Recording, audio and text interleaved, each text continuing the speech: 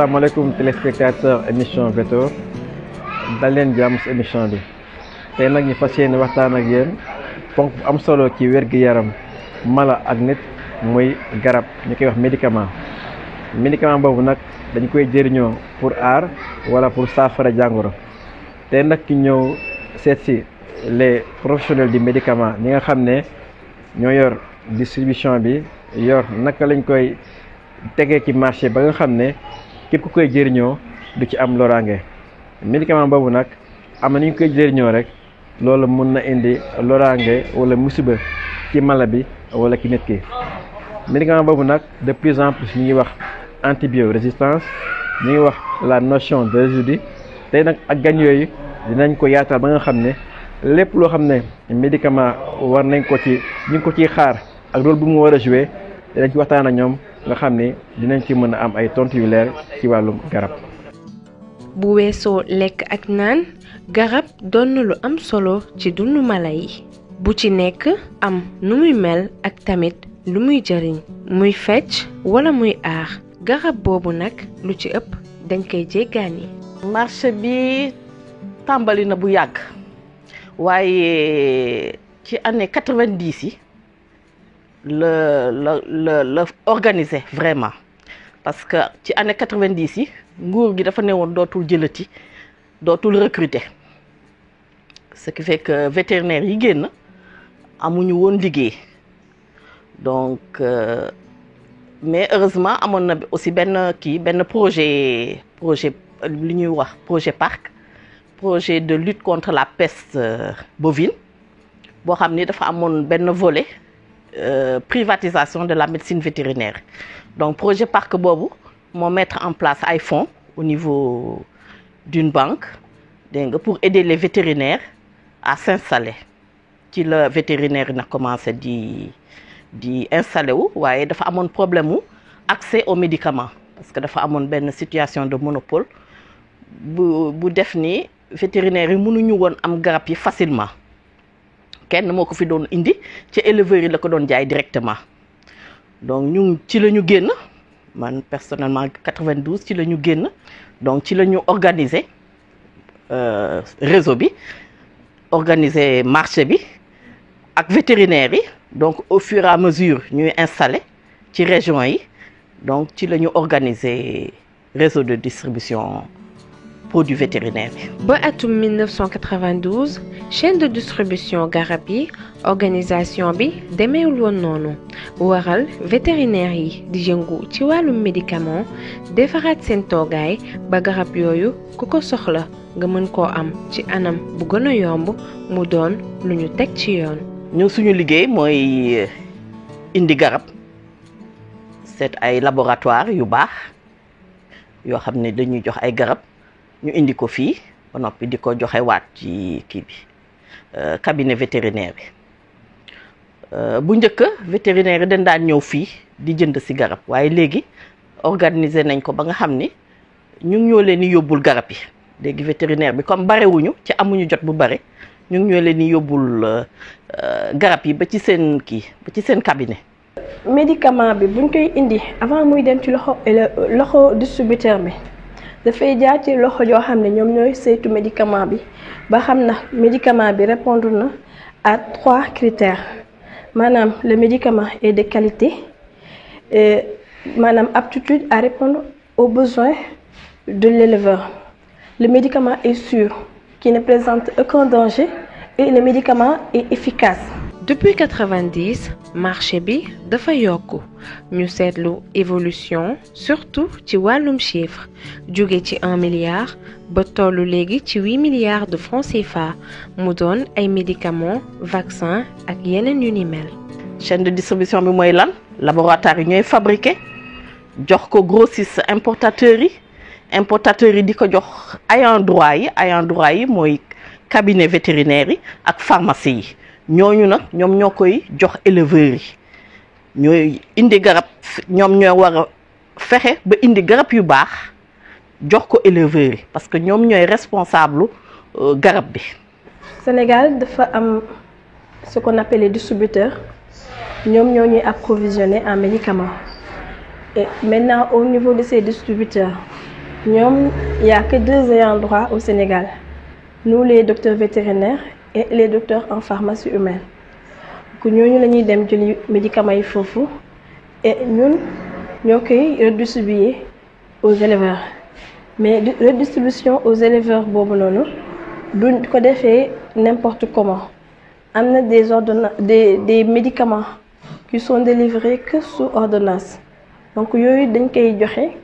mais éleveur bi du ko jël ci tant que indiwul ordonnance wala tant que man sama boppam bindaluma ko. garab doon na lu am solo ci njur gi ndax xam nañu lan mooy garab. Le médicament, c'est une substance qui peut être d'origine minérale ou organique.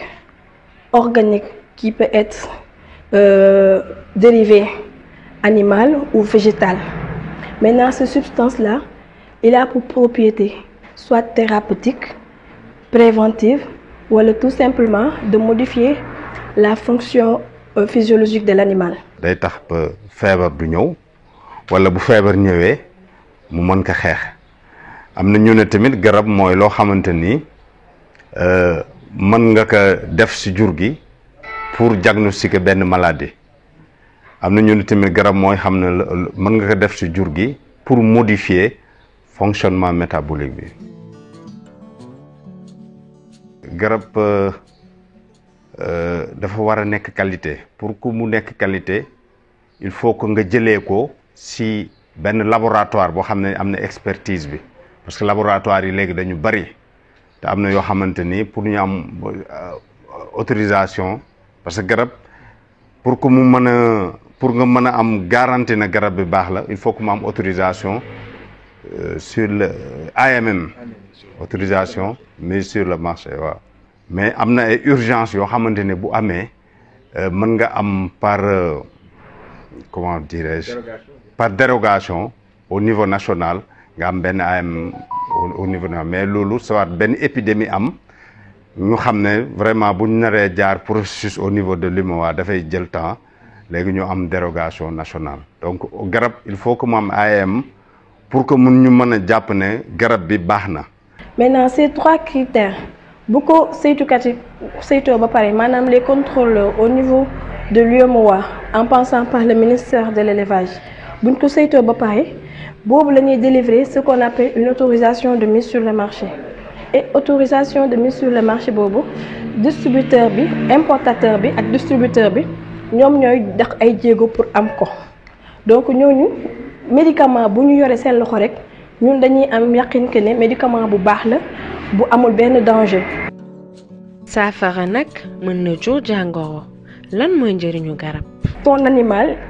n'a pas d'appétit wala il est cachétique nga bëgg a modifier sa fonction physiologique yokk croissance am donc là tu vas lui donner des vitamines ça c'est un médicament. À titre préventif je donnerai l'exemple du vaccin le vaccin par exemple contre la maladie de Gumboro, contre la maladie de Newcastle, tout ça ce sont des vaccins et des médicaments qui sont utilisés à titre préventif. Maintenant, l'ordre thérapeutique, là, tu l'utilises que s'il y a une maladie. Une maladie quelconque, ça peut être virale, ça peut être microbienne, ça peut être parasitaire. Principe One Health wala principe bu résistance aux antimicrobiens donc mën nañu wax choix utilisation des antibiotiques le vétérinaire dafa war a def bu defee prélèvement def antibiogramme mu déterminer ko ne ko tel antibiotique nga war a jël donc lu choix bi loolu mën na ko déterminer donc choix bi il faut que mu def antibiogramme ba na ko telle molécule ngay utiliser pour mën a traiter telle pathologie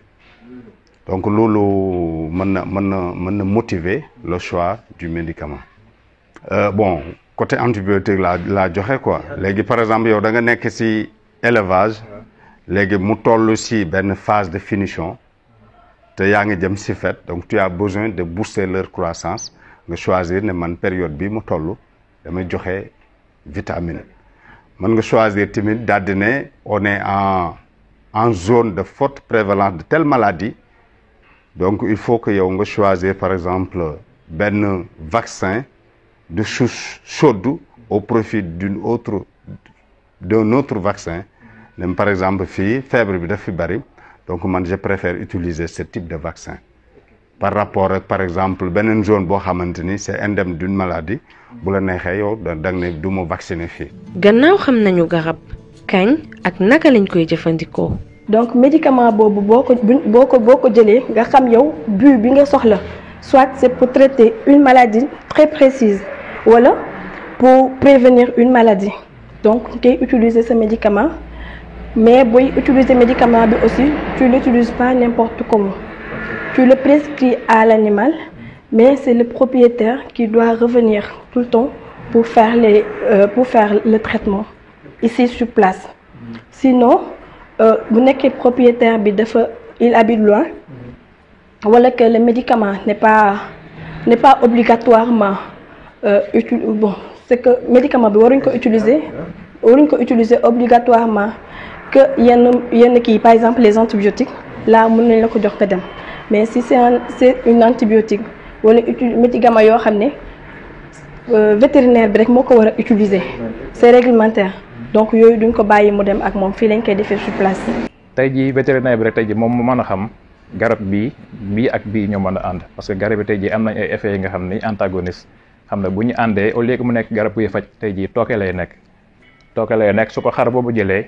tey jii au lieu mu faj ko mën na ko indil safaan tey jii. ci wàllum denc bi am na ab ute am na garab yoo xam ni dafa laaj nga dugal ko fu sedd. comme ni nga gisee ne distribution la ñuy def dañuy def importation def stockage def distribution am na produit yoo xam ne nii mën nañ leen a garder en milieu ambiant moom mooy carton yi nga gis yi ak pierre à lécher yi ak yooyu mais am na produit yoo xamante ni il faut que ñu conserver leen à température comprise entre 4 et 8 degrés loolu moom mooy waral chambre froide bi comme nu ma la ko waxee pour plus de sécurité chambre froide bi am na 3 sources d'énergie am na courant bi muy électricité bi am na solaire au cas où courant bi coupé au cas bu solaire bi jeexee am na groupe électrogène yii nag nga gis mun mel ni ay rideau dañu bëgg a barrer rayon solaire yi parce que am na vaccin yoo xamante ni lumière bi mën na jouer ci sensibilité bi léegi nag fii mooy chambre froide bi léegi ci biir lañ exposé garab yi. voilà léegi am na deux types de vaccin lu ñuy wax vaccin inactivé yoo xam ne doomu jàngoro bi dafa dee moom moo nekk nii lu ci gën a bari c'est mode d'administration injection la moom mooy yi ngay gis yi yëpp waaw am na yeneen vaccin yoo xamante ni vaccin vivant la doomu jàngoro bi mi ngi dund ci biir moom moo nekk nii te waaw moom la éleveurs yi def faral ci ndox wala ñu koy def par nébulisation waaw wala ñu koy def di ko kii ci mbagg mi am na comme ni ma la ko am na vaccin yoo xam ne pour animaux de compagnie la chien chat mooy vaccin bi vaccin contre la rage moom ñu koy wax say feebaru say am na vaccin yoo xamante ni ci wàllu ginaar la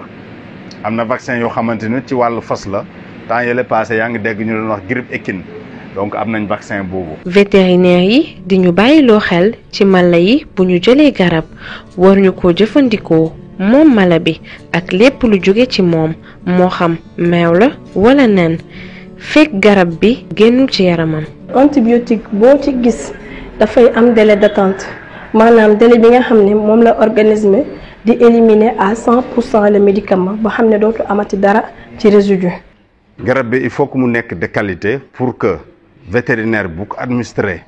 mu mën a xam délai d'attente bi ñaata temps lay am ci jur gi pour que buñ lekkee yàpp bi wala buñ naanee meew bi wala buñ lekkee nen bi du am benn risque ci consommateur bi donc foofu problème mu santé publique la. il faut éleveur bi respecté ko bu baax parce que loolu moo koy permettre que ne bu kii bi jëfandikoo bu nit bi jëfandikoo doomu aadama bi jëfandikoo li muy produire mu xam nen la wala muy meew wala muy yàpp du am benn inconvénient ci ñun ñu koy jëfandikoo. mala bi jël garab am na taxaw bi taxaw ndigal bi nga xam ne moom la ñu war a toog lu mën na ça dépend ci garab bi loolu nag bi nga ko toogee dina tax bu ñuy jëfandikoo lépp luy denrée alimentaire bu jógee ci mala bi jël garab bi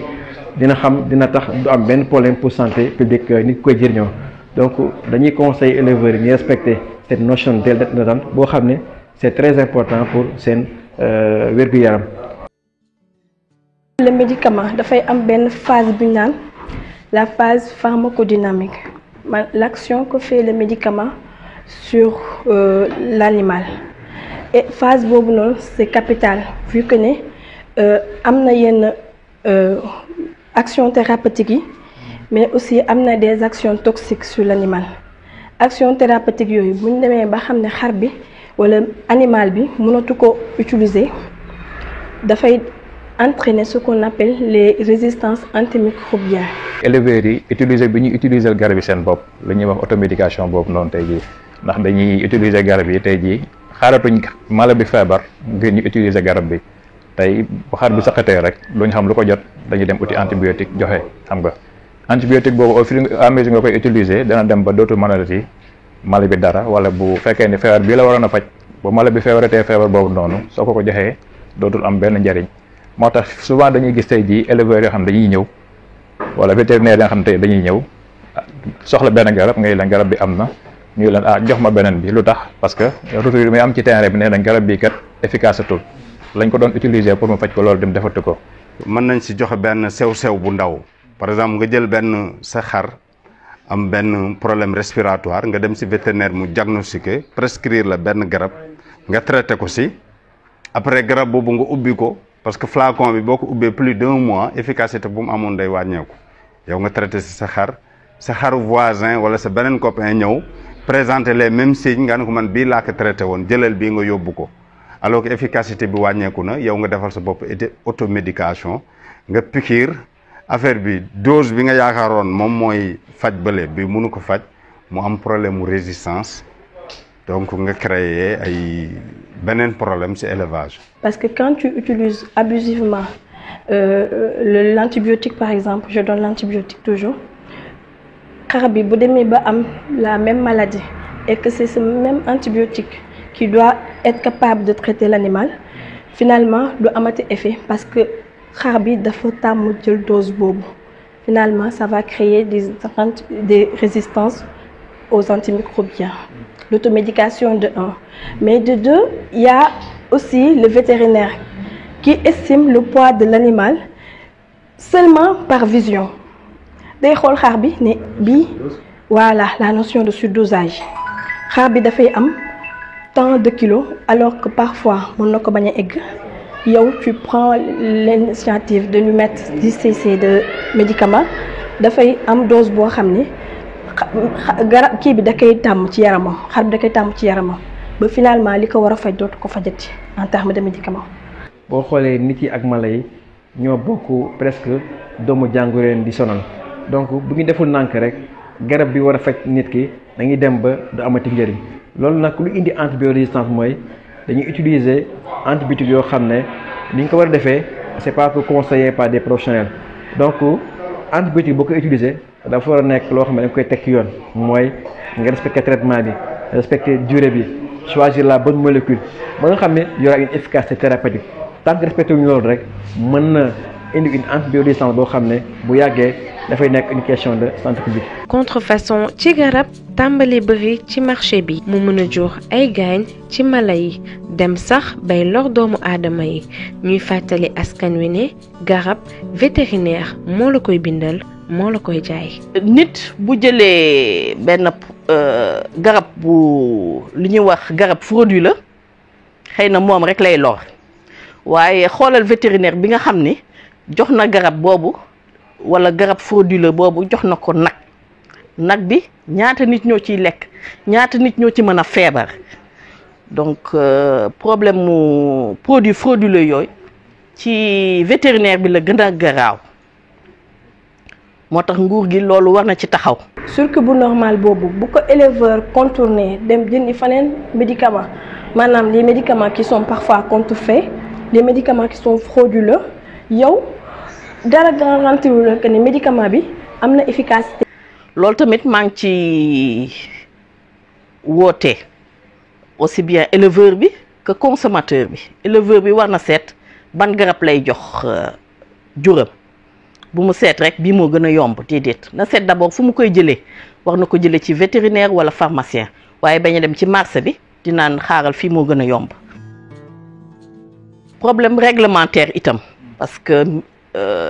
garab yi muy ci garabu jur wala garabu nit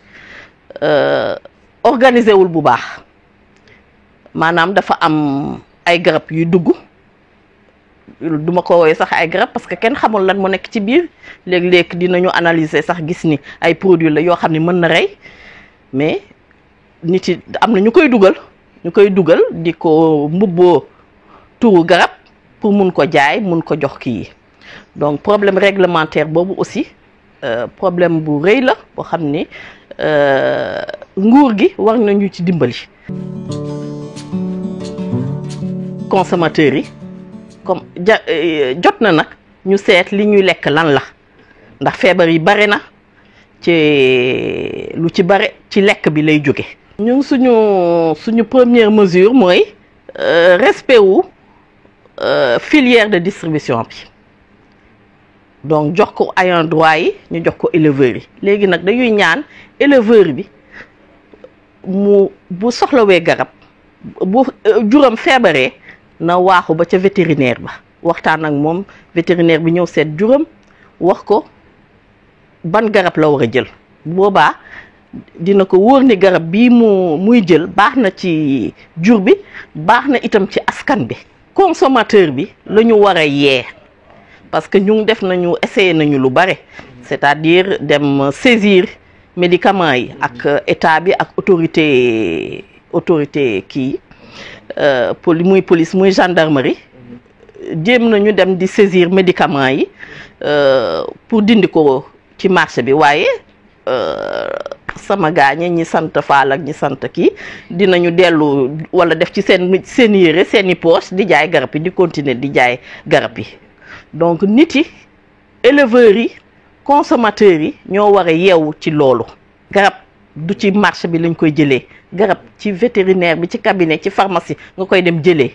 ba noppi doo ko bindal sa bopp doo ne rek ah diw sama mbokk bi lii la utiliser woon keroog donc man it xaaral ma jéem a utiliser loolu.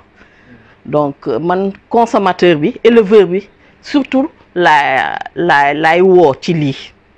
ndax moom moo mën a dimbali boppam état mën na ko dimbali waaw waaye moom moo war a gën a dimbali boppam. émission bi ñu consacré woon ci médicament muy garab arrivé na à son terme médicament nag mu nekk loo xam ne mënta ñàkk ci wér-gi-yaram jur gi wala nit ki médicament boobu nag dina tax ñu aar jàngoro wala ñu faj jàngoro médicament boobu balaa moo agsi ci loxo éleveur bi dina jaar ci loxo yu bëri garab boobu nag pour mu mën a jouer son rôle curatif ou bien préventif il faut ñu teg ko ci ay charte mooy respecter la prescription après respecter naka lañu ko bindalee loolu bi ñu ko boolee je pense que garab bi dina mën a jouer pleinement son rôle ba nga xam ne éleveur bi lépp loo nekk antibiorésistance dina tax du nekk ci géttam wala mu nekk ci poulailler te consommateur bi tam dina mën a lekk des denrées alimentaires yoo xam ne c'est des denrées alimentaires saines yoo xam ne on va garantir la sécurité alimentaire di leen daje benn émission Veto merci et bonne fin de soirée.